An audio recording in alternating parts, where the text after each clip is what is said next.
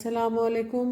जमात शशम के अज़ीज़ तलबा और मेरे प्यारे और काबिल एहतराम उस्ताद कराम, उर्दू से दोस्ती बराए जमात शशम जिसको लिखा है उनसिया बानो और उस्माली ने, आज हम उसका अगला सबक करने जा रहे हैं। और रोज़ाना की तरह सबसे पहले बच्चों हम देखेंगे अपने सबक का उन्वान, और सबक है सबक नंबर 9। सबक नंबर 8 तीमारदारी के बाद आज का सबक है सबक नंबर 9 जो कि है मेहनत का समर। मेहनत का समर, और ये मौजूद है सफ़ा नंबर 38 पर। ये मौजूद है सफ़ा नंबर 38 पर। 3 और 8 38 हमारी गिनती उर्दू में। तो बच्चों सबसे पहले सबक नंबर 9 पर आप जाएंगे और सबक का उन्वान देखेंगे। प्यारे बच्चों सबक नंबर 9 और सफ़ा नंबर है 38 और मेहनत का समर। मेहनत का समर सोचिए और बताइए। बच्चों ये सबक जो है वो हमारी किताब में सिर्फ पढ़ाई के लिए दिया गया है। हमें इस सबक को अच्छी तरह पढ़ना है और तलफ़्फ़ुज़ की मशक़ करनी है कि हमें इस को कैसे पढ़ना है। तो सोचिए और बताइए, मेहनत की अज़मत से क्या मुराद है? इंसान जिस चीज़ के लिए मेहनत करता है वो उसे मिल जाती है। दलाइल से साबित कीजिए। हमें दलाइल देकर ये साबित करना है कि मेहनत में अज़मत है और मेहनत करना जो है वो किस कदर अहम है। तो बच्चों सबसे पहले हमारा मेहनत का समर हमारे सबक का उन्वान और बराए मुताला और सिन के लिहाज से ये कहानी है। कहानी की मदद से और कुछ हवालाजात की मदद से इस मौजू का अहाता किया गया है कि मेहनत का समर क्या है। तो प्यारे बच्चों अपनी किताब को खोलिए और हमेशा अपने हाथ में कोई कलम रखिए या अपनी इंडेक्स फिंगर को यूज़ कीजिए, बिकॉज आपकी इंडेक्स फिंगर भी आपकी थर्ड आई है। अपनी शहादत की उंगली उसको आप अपनी किताब पर रखिए और एक एक लफ्ज़ को पढ़िए और मेरे साथ दोहराइए। कहते हैं कि एक बादशाह उलमा का कदरदान था। उलमा आलिम की जमा का कदरदान था, उनकी बहुत इज्जत करता था। वो अपने दरबार में गाहे गाहे वक्फे वक्फे से इल्मी मुबाहिसों का इंतज़ाम करता रहता था। इल्मी मुबाहिसे रखता था। एक मरतबा उसके दरबार में मौजूद एक दाना हकीम ने किस्सा बयान किया। दाना मतलब बहुत ही अक्लमंद हकीम जो थे, उन्होंने किस्सा बयान किया, एक कहानी सुनाई कि रोम का बादशाह क़ज़ाए इलाही से वफ़ात पा गया तो दोनों बेटों में से बड़ा तख्तनशीन हो गया। उसके 2 बेटे थे तो दोनों बेटों में से बड़ा जो था उसने उसका तख्त संभाला। बड़े भाई ने जबर से जुल्म से तमाम मालो असबाब पर कब्जा कर लिया और अहले दरबार को साथ मिला लिया।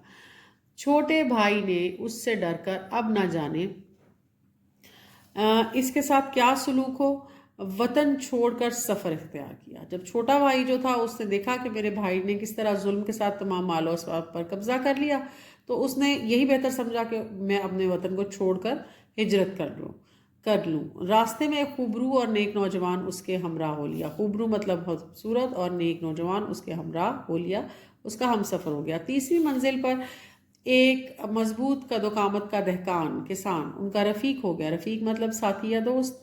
अगली मंजिल पर एक ताजर का बेटा उनका हम सफ़र हो गया।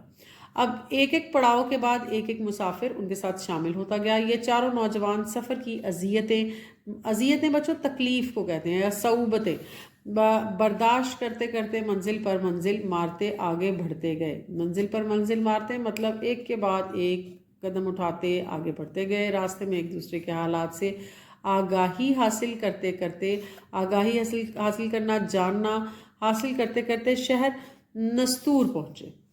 उनमें से किसी के पास कुछ खर्च बाकी ना बचा था। जो जमा पूंजी उनके पास थी वो सफ़र में तमाम खर्च हो चुकी थी। इन चारों में से एक ने कहा अब वक्त है कि हर एक अपना अपना हुनर दिखाए।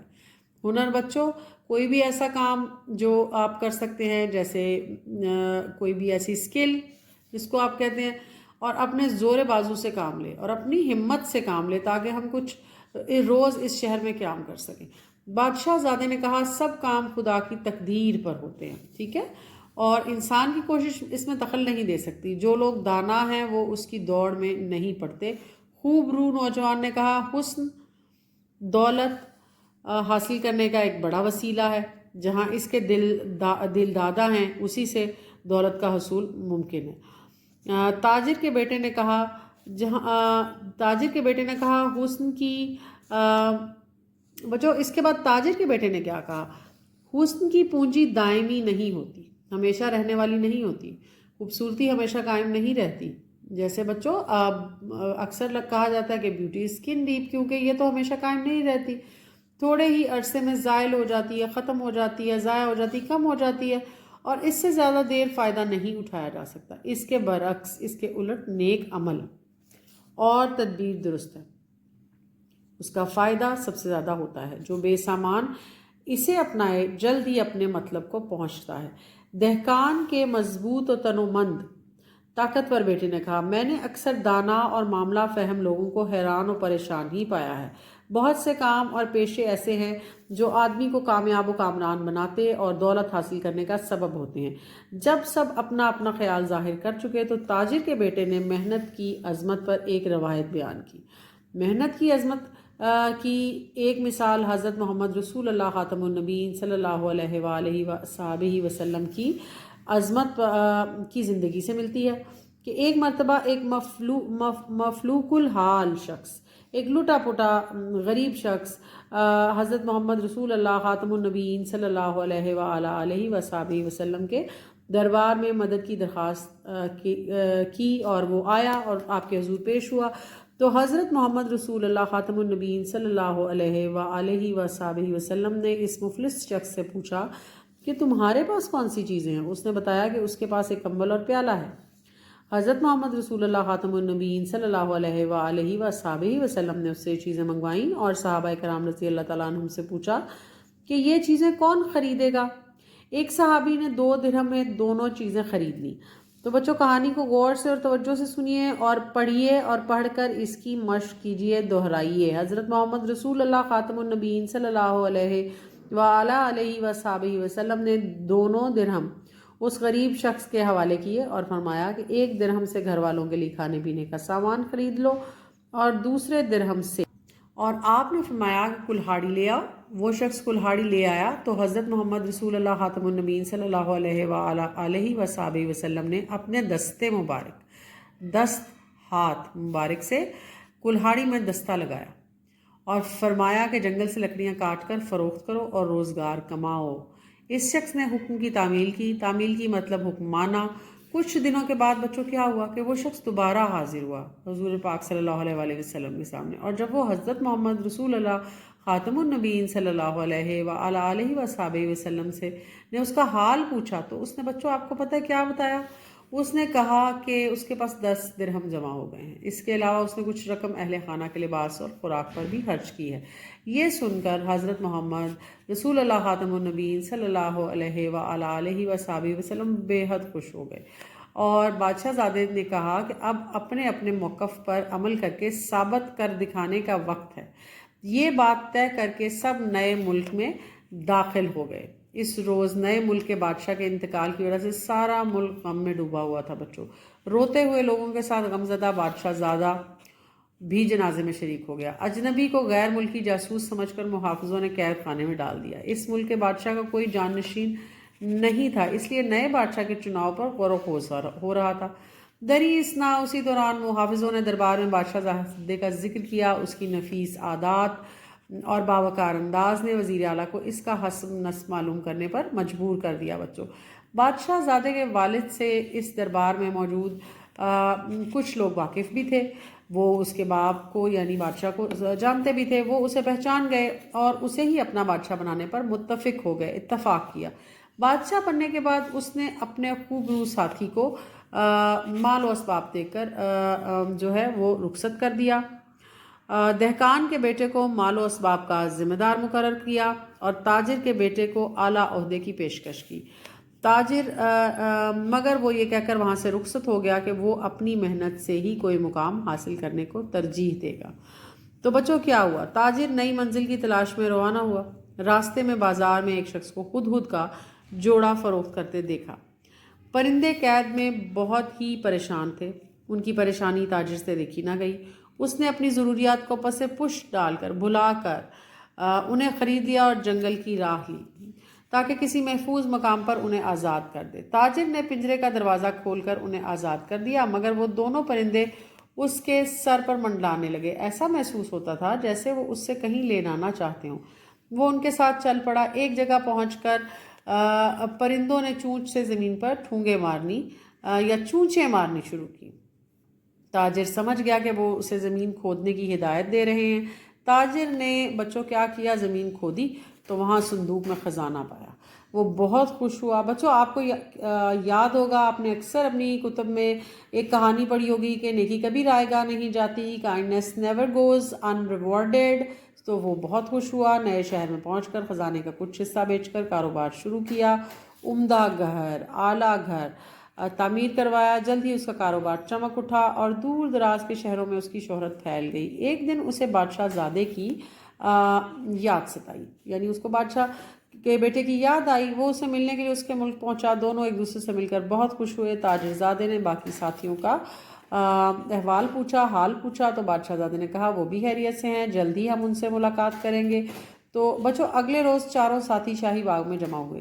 ताजिरजादे को खूबरू साथी का अहवाल मालूम करके बहुत अफसोस हुआ। वो अपने हुस्न को किसी काम ना ला सका और पाई पाई को मोहताज हो गया, यानी वो कौड़ी कौड़ी का मोहताज हो गया। उसका हुस्न, उसकी खूबसूरती उसके किसी काम ना आई। बादशाहजादे ने दोस्ती का हक अदा करते हुए उसे सराय का मुंतज़िम मुकर्रर किया। चौथा साथी बादशाह की मुसाहबत के तुफ़ैल माकूल ज़िंदगी बसर कर रहा था। बादशाहजादे और उसके बाकी साथियों ने ताजिरजादे को दाद दी कि उसने अपने कौल को, अपनी बात को सच कर दिखाया और कि मेहनत का समर ज़रूर मिलता है। तो बच्चों जो ताजिर का बेटा था उसने एक बात कही और उसने उस बात का जो है उस पर उसको सच कर दिखाया। बिलाशुबा तकदीर बरहक है, लेकिन इंसान मेहनत करे तो उसकी तकदीर में मेहनत का समर लिख दिया जाता है। तो बच्चों ये इस कहानी का सबक है, मेहनत का समर। इंसान मेहनत करे तो उसकी तकदीर में मेहनत का समर लिख दिया जाता है। बच्चों हमने क्या सीखा? अब आप अपनी किताब के आखिर में जाइए और सीखिए, और अगर आप घर पर मौजूद हैं इस सवाल के बारे में अपनी वालिदा से बात कीजिए, अपने वालिद से बात कीजिए, और अगर आप कमरा जमात में हैं और एक उस्ताद है तो बराए मेहरबानी अपने कमरा जमात में मौजूद अपने तलबा से ज़रूर इसके बारे में बात कीजिए कि क्या कामयाबी हासिल करने के लिए सिर्फ तकदीर का होना काफ़ी है। और अगर कोई शख्स कारआमद हुनर सीख ले और उसकी मश्क अगर कोई शख्स कारआमद हुनर सीख ले और उसकी मश्क रोज़ाना करे तो क्या नताइज बरामद होंगे।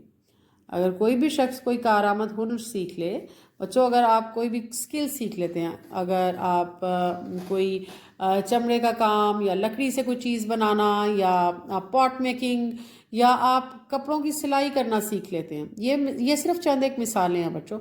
या आप लेदर से कोई बैग बनाते हैं या कुछ हैंड स्टिच करते हैं, कोई भी हैंडी क्राफ्ट्स करते हैं बच्चों, अगर आप या आप सिर्फ पेंटिंग ही करते हैं और आप मुसलसल उसकी मशक करते हैं और मेहनत करते हैं और अपनी कलेक्शन बनाते हैं और उसको जमा करते हैं और उसको एग्जिबिट करते हैं और सेल करते हैं, तो आपको क्या लगता है, क्या आप कुछ ना कुछ अपनी एक हुनर अपना के उस पर मेहनत करके कुछ हासिल करने के काबिल हुए?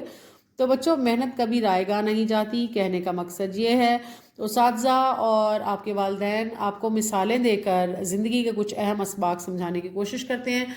तो बच्चों आप अगर अपने वालिद या वालिदा की नसीहत पर कान धरते हैं, अपने उस्ताज़ा का कहना मानते हैं और मेहनत करते हैं, तो ज़िंदगी में कामयाबी हमेशा आपकी मुंतज़िर रहती है और हमेशा जो है कामयाबी आपके कदम चूमती है। तो बच्चों मेहनत का समर कामयाबी है और हम मेहनत करके अपनी ज़िंदगी में कामयाब हो सकते हैं। और मुझे उम्मीद है बच्चों कि सबक की पढ़ाई ने आपको ज़रूर आपके लिए मददगार रहेगी, और मैं उम्मीद करती हूँ कि आप अपने उर्दू से दोस्ती के सफ़र पर गामज़न हैं और हमारे साथ रहेंगे। और आपसे मैं दरख्वास्त भी करूँगी कि आप इस चैनल को सब्सक्राइब करें ताकि आपको नए मालूमाती, रंगीन और दिलचस्प असबाक तवातुर से मिलते रहें। बहुत शुक्रिया। जमात शशम के अज़ीज़ तलबा, उस्ताज़ कराम और मेरे मोहतरम वालिदैन जो इस लेक्चर को देखते हैं, सबको मेरी जानिब से अस्सलाम वालेकुम। और आइए शुरू करते हैं उर्दू से दोस्ती का सफ़र, जो कि लिखी है उनसिया बानो और उज़मा अली ने। और बच्चों हम बढ़ते हैं अपने अगले सबक की जानिब। लेकिन ये क्या, ये सबक नहीं, ये तो एक जायज़ा है बच्चों। जायज़ा सफ़ा नंबर 40 पर मौजूद है और जायज़ा के मानी हैं दोहराई, रिविज़न, रीइंफोर्समेंट या रिव्यू।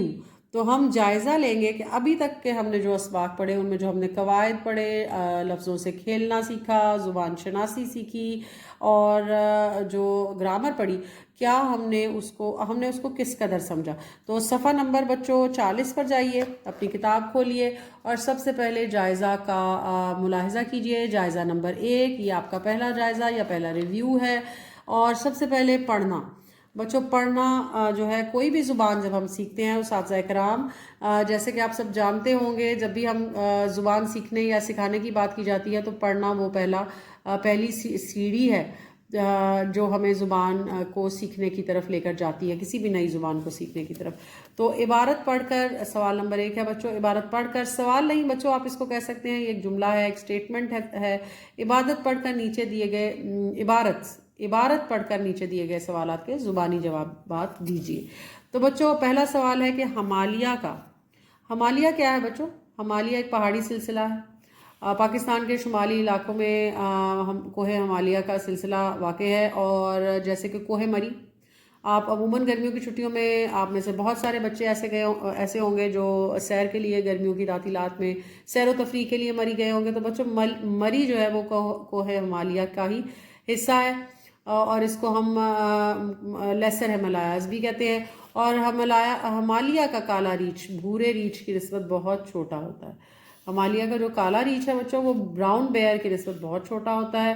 تفہیم عبارت ہے تو اس لیے بہت توجہ سے پڑھنی ہے۔ گرمی میں پہاڑوں میں اونچی جگہ پر رہتا ہے اور اکثر برف کے آس پاس پھرتا نظر آتا ہے، مگر جاڑوں میں، سردی میں برف کی وجہ سے نیچے کی گھاٹیوں میں اتر آتا ہے۔ مختلف قسم کی جڑیں، اناج اور میوے کھا کر گزارا کرتا ہے۔ میوہ توڑنے کے لیے درختوں پر بھی چڑھ جاتا ہے۔ اسے شہد بہت بھاتا ہے۔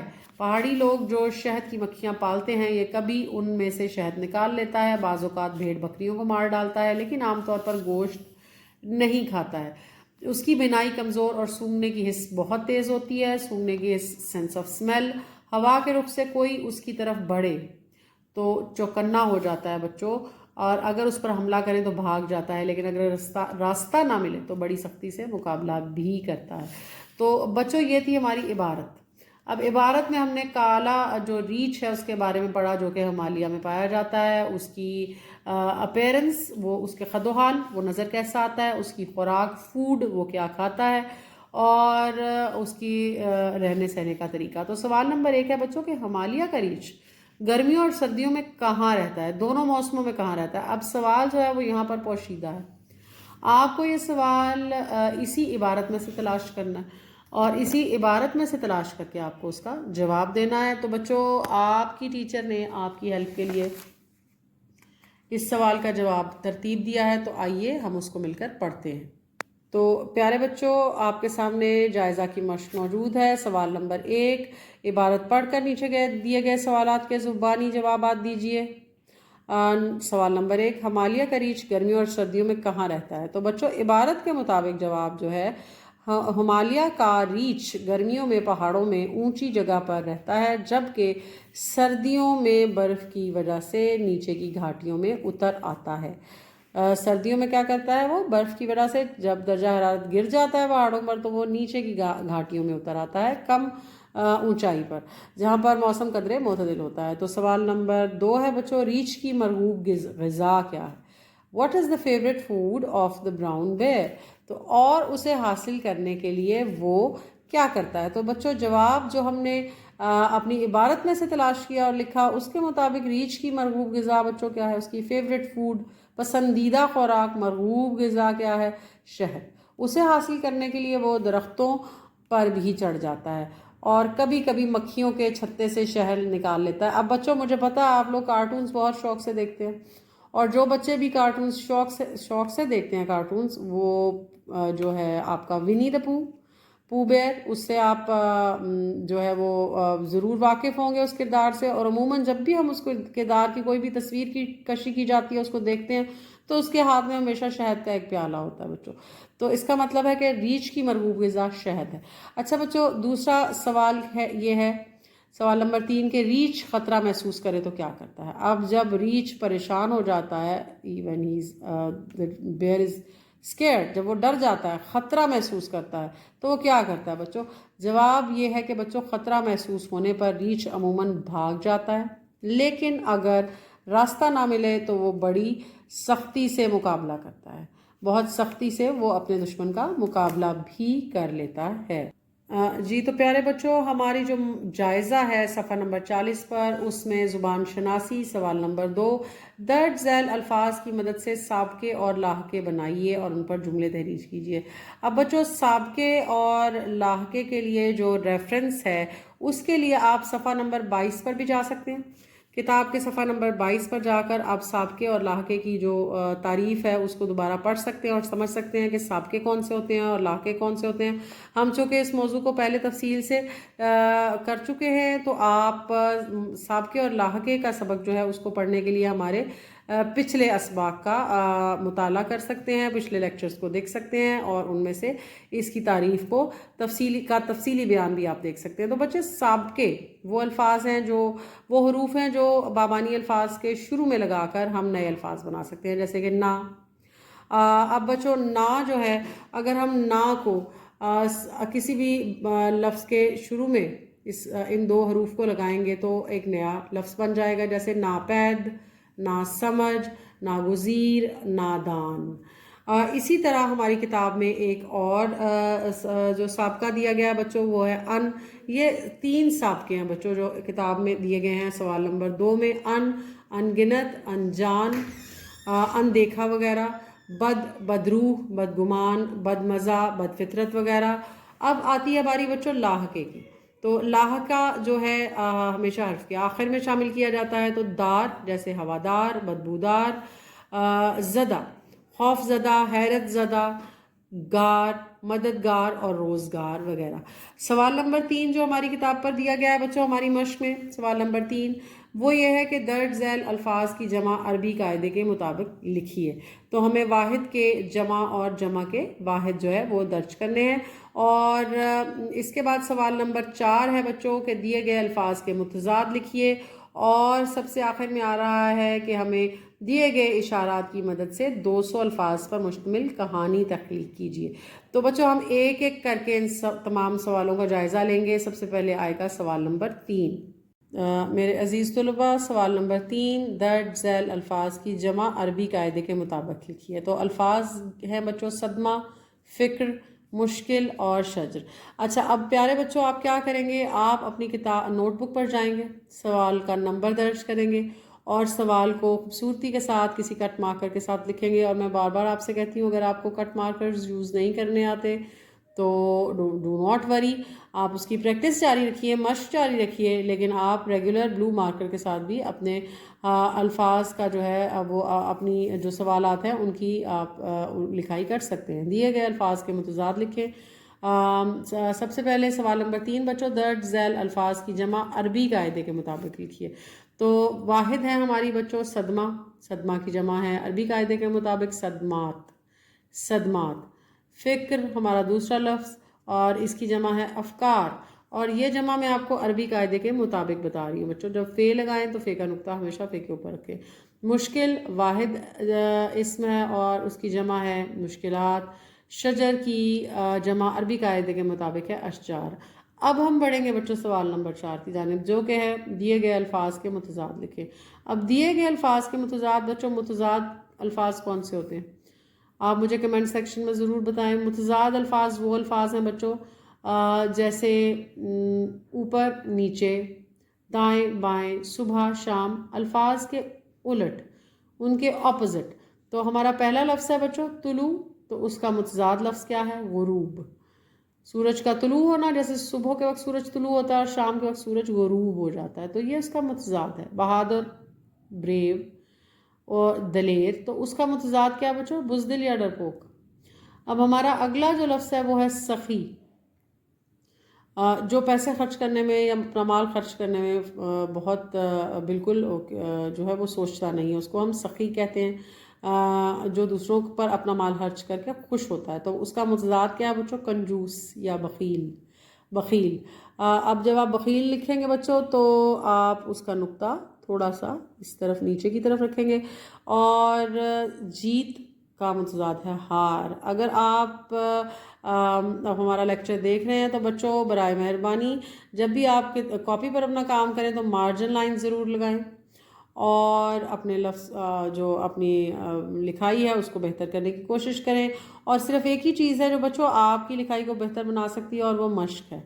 تو سوال نمبر 5 ہے بچوں کو دیے گئے جو اشارات ہیں ان کی مدد سے آپ کو ایک تخلیقی کہانی لکھنی ہے 200 الفاظ پر مشتمل، اور اس کہانی کے لیے جو ہمیں الفاظ دیے گئے ہیں جو وہ ہیں مینڈک، چیل سے دوستی، چیل کی مدد، مینڈک کا پھدکنا، چھلانگ لگانا، چیل کا ناراض ہو جانا، اور انجام۔ تو یہ 1 2 3 4 5 اور 6 رنگین جو حاشیوں کے اندر لکھے ہوئے الفاظ ہیں، ان سے ہمیں ایک کہانی بننی ہے جو کہ 200 الفاظ پر مشتمل ہو۔ تو محترم اساتذہ کرام، آپ کا قیمتی وقت بچانے کے لیے اور نئے اساتذہ جو کہ ابھی بہت سارا کام کر رہے ہیں ان کی آسانی کے لیے، اور طلباء جو گھر میں بیٹھے یہ لیکچر سن رہے ہیں، جو ہوم سکولنگ کر رہے ہیں، یا جو گرمیوں کی تعطیلات میں ملنے والے کسی پروجیکٹ کے لیے کہانی لکھنے جا رہے ہیں، تو بچوں آپ کے لیے، آپ کی مدد کے لیے اور آپ کی رہنمائی کے لیے ہم نے یہ 200 الفاظ پر مشتمل کہانی کی سلائیڈ اس سبق کے آخر پر اٹیچ کی ہے، اور مجھے امید ہے کہ نہ صرف آپ اس کو لکھیں گے بلکہ آپ اس کو زبانی بھی یاد کریں گے اور اس کو دہرائیں گے، اور آپ اپنا اردو سے دوستی کا یہ سفر جاری رکھیے، اور آپ کی تمام تر کاوشوں کے لیے آپ یقیناً تعریف کے مستحق ہیں۔ شاباش اور بہت شکریہ۔ اللہ حافظ۔